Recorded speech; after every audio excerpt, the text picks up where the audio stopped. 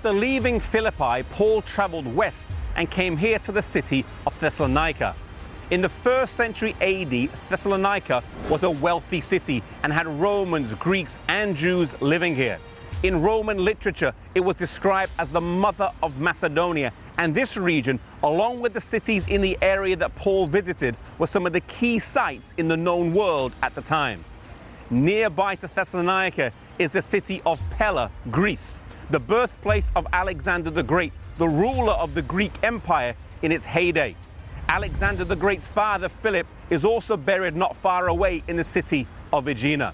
Mount Olympus is also close by. This is an area steeped in history, glory, and mythology. Paul didn't choose an easy area to evangelize where he was guaranteed results, but he went where the Spirit called him.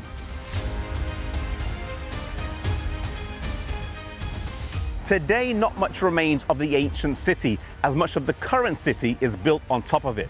When Paul arrived here, his first port of call was to go to the synagogue on the Sabbath day. Acts chapter 17 says that he went to the synagogue for 3 Sabbaths and was able to persuade some, including a great number of Greeks and leading women. But like in Philippi, this caused a great uproar, and the Jews enlisted the help of some troublemakers and attacked the house of Jason. Luckily for Paul and Silas, they were not there. But Jason and some others in his house were hauled before the city rulers and held for some time.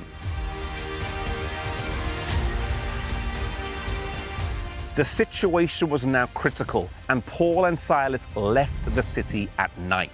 Their work, though, was not in vain. A church had been established that will continue to grow and facilitate the spread of the gospel throughout Macedonia. After leaving, they came here to Berea, known today as Berea. Again here, Paul went to the synagogue when he arrived, looking for honest people, and he found a group of people that the Bible describes as being noble.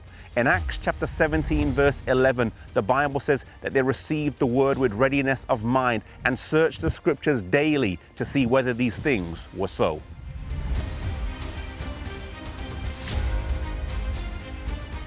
The Bible records in Acts chapter 17 that many of the Jews and Greeks believed, both men and women, and initially they were well received.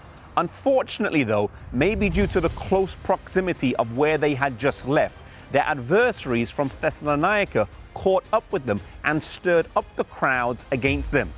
Paul was immediately sent away for his safety, but Silas and Timothy would stay here longer to help establish the church. This was not the last time that Paul would visit, and he would come a second time in AD 57.